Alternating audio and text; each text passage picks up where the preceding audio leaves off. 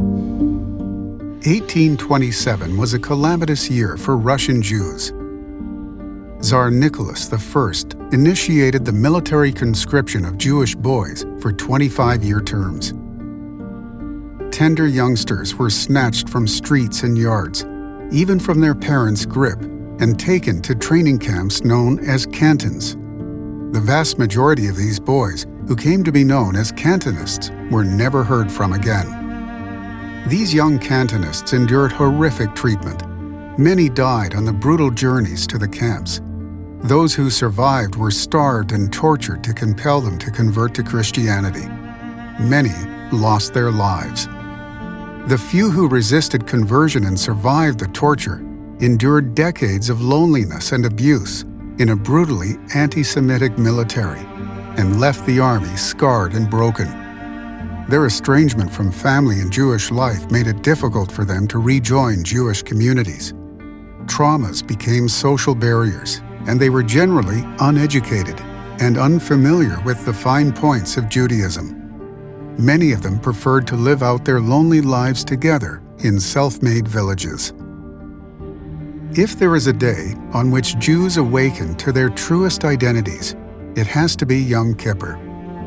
One year, shortly before Yom Kippur, a pious scholar named Rabbi Mordechai found himself desperately searching the countryside for a congregation of fellow Jews with whom to spend the holy day.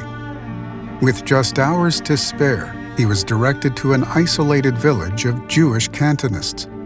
The residents rejoiced at the opportunity to host a rabbi, and for the holiest day of the year, no less. He was equally thrilled to spend Yom Kippur among true heroes of the Spirit. The rabbi served as chazan, the leader of the services. He prayed fervently and sang beautiful melodies.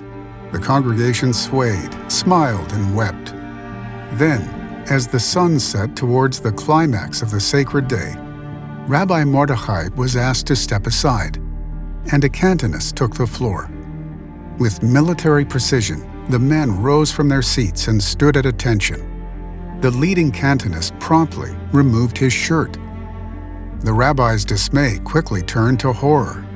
The man's body bore hundreds of deep scars, decades worth of torture for refusing to forsake the God of Israel.